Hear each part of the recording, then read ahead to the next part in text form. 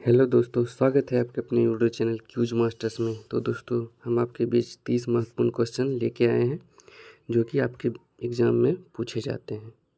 तो शुरू करते हैं। प्रश्न संख्या 1, प्रारंभ में रीढ़ की कुल हड्डियों की संख्या कितनी होती है दोस्तों? तो आपको इसमें बताना है प्रारंभ में रीढ़ की कुल हड्डियों की संख्या कितनी होती है। तो ये होती है दोस्तों आपका ऑप्शन नंबर बी 33 होती है। प्रश्न संख्या 2 दोस्तों, मनुष्य के सिर में कुल हड्डियों की संख्या कितनी होती है दोस्तों? तो मनुष्य के सिर में कुल हड्डियों की संख्या होती है वो 29 होती है, जो कि आपका ऑप्शन नंबर ए है। अगला प्रश्न दोस्तों, बाल्यावस्था में हड्डियों की कुल संख्या कितनी होती है दोस्तों? तो आपको इसमें बताना है बाल्यावस्था में हड्डियों की कुल संख्या कितनी होती है। तो यह होती है दोस्तों 208, जो कि आपका ऑप्शन नंबर सी है। अगला प्रश्न दोस्तों आपके बीच ये रहा, मनुष्य के शरीर में हड्डियों की कुल संख्या कितनी होती है दोस्तों? तो मनुष्य के शरीर में हड्डियों की कुल संख्या जो होती है वो होती है 206, जो कि आपका ऑप्शन नंबर बी है। अगला प्रश्न दोस्तों आपके बीच ये रहा, निम्न में से कंकाल तंत्र के क्या कार्य हैं? तो आपको बताना दोस्तों कंकाल तंत्र के क्या कार्य हैं। तो ये कार्य हैं पेशियों को जुड़ने का आधार प्रदान करना, शरीरों के कोमल अंगों को सुरक्षा प्रदान करना, शरीर को निश्चित आकार प्रदान करना, जो कि आपका ये तीनों ऑप्शन सही है। हाँ, प्रश्न संख्या अगला दोस्तों आपके बीच ये रहा, निम्न में से कशेरुकी दंड के क्या कार्य हैं? तो कशेरुकी दंड के कार्य हैं वो हैं दोस्तों आपका ऑप्शन नंबर डी सही हो जाएगा, जो कि ये तीनों कार्य हैं। जैसे कि हो गया आपका, यह मेरुरज्जु को सुरक्षा प्रदान करता है, यह मनुष्य को खड़े होकर चलने, खड़े होने आदि में मदद करता है, ऑप्शन नंबर बी, यह गर्दन तथा धड़ को आधार प्रदान करता है, जो कि आपका तीनों सही है। अगला प्रश्न दोस्तों आपके बीच ये रहा, मनुष्य का कशेरुकी दंड कितनी कशेरुकियों से मिलकर बना होता है? तो ये बना होता है दोस्तों 37, जो कि आपका ऑप्शन नंबर सी सही हो जाएगा। अगला प्रश्न दोस्तों आपके बीच ये रहा, मनुष्य के सिर के अंतः कंकाल के भाग को खोपड़ी कहते हैं, इसमें कितनी अस्थियां होती है? तो ये होती है दोस्तों आपका 29 होती है, जो कि आपका ऑप्शन नंबर ए सही है। अगला प्रश्न दोस्तों आपके बीच ये रहा, मनुष्य का कंकाल तंत्र कितने भागों का बना होता है? तो मनुष्य का कंकाल तंत्र होता है वो 2 भागों का बना होता है।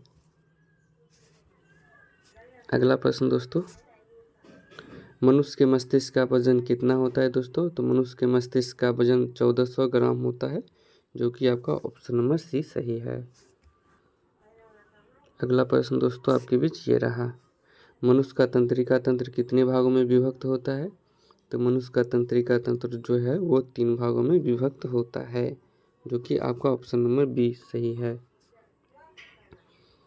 अगला प्रश्न दोस्तों आपके बीच ये रहा, मूत्र अम्लीय होता है, इसका पीएच मान होता है कितना होता है दोस्तों? मूत्र का पीएच मान आपको इसमें ये बताना है।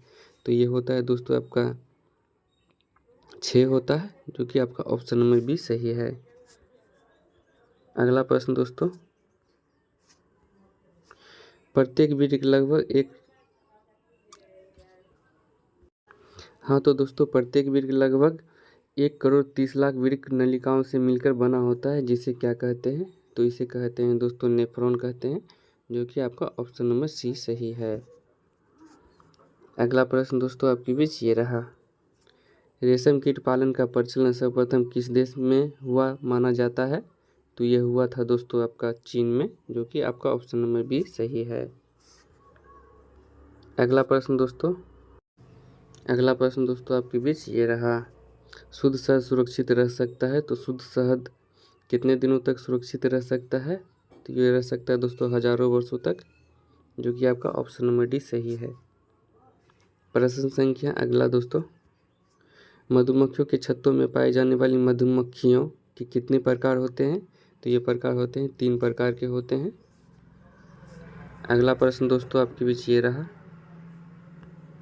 मधुमक्खियों पालन के लिए सर्वाधिक उपयुक्त समझी जाने वाली प्रजाति है कौन सी प्रजाति है दोस्तों? तो ये हो जाएगा दोस्तों ए मेलिफेरा हो जाएगा, जो कि आपका ऑप्शन नंबर सी सही है। अगला प्रश्न दोस्तों आपके बीच ये रहा, गोसिपियम किस पौधे का वैज्ञानिक नाम है? तो ये वैज्ञानिक नाम है दोस्तों कपास का, जो कि आपका ऑप्शन नंबर सी सही है। अगला प्रश्न दोस्तों आपके बीच ये रहा, अश्वगंधा तथा अफीम के पौधों के किन भागों से औषधीय महत्व के पदार्थ प्राप्त किए जाते हैं? तो ये किए जाते हैं दोस्तों आपका मूल तथा कच्चे फलों का दूध से।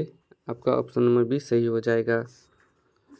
अगला प्रश्न दोस्तों आपके बीच ये रहा, इमारती काष्ठ वृक्ष का कौन सा उत्तक होता है?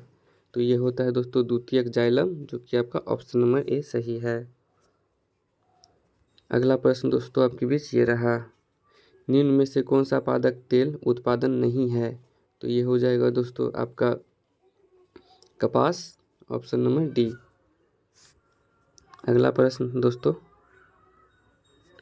पादपों की आर्थिक महत्व की दृष्टि से अध्ययन की शाखा क्या कहलाती है? तो ये कहलाती है दोस्तों आर्थिक वनस्पति विज्ञान, जो कि आपका ऑप्शन नंबर ए सही है। अगला प्रश्न दोस्तों आपके बीच ये रहा, ए बी ओ रुधिर वर्ग का नियंत्रण करने वाले जीन विकल्पी संख्या अनुसार कितना होते हैं?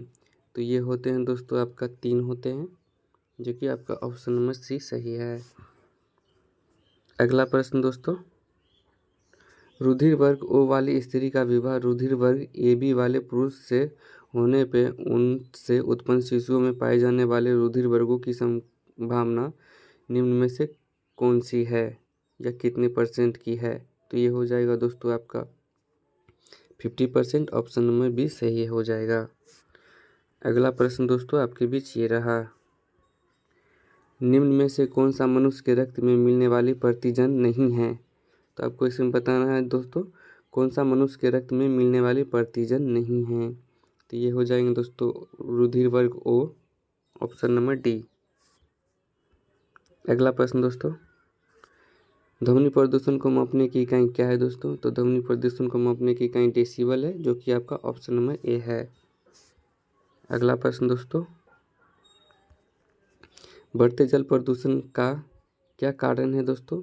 तो बढ़ते जल प्रदूषण का कारण है औद्योगिकीकरण, बढ़ती जनसंख्या, उपरोक्त दोनों, जो कि आपका ऑप्शन नंबर सी सही हो जाएगा। अगला प्रश्न दोस्तों, सूर्य से आने वाली पराबैंगनी किरणों से पृथ्वीवासियों को बचाने वाली गैस कौन सी है? तो ये हो जाएगी दोस्तों ओजोन गैस, जो कि आपका ऑप्शन नंबर ए है। अगला प्रश्न दोस्तों,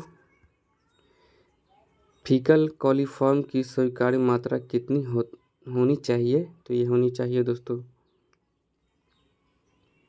अनुपस्थिति होनी चाहिए, जो कि आपका ऑप्शन नंबर डी सही है। ये नहीं होनी चाहिए, ये तीनों आपका गलत हो जाएगा दोस्तों। अगला प्रश्न 30 नंबर प्रश्न, SPM किससे संबंधित है दोस्तों? तो ये संबंधित हो जाएगा दोस्तों वायु प्रदूषण से, जो कि आपका ऑप्शन नंबर ए सही है।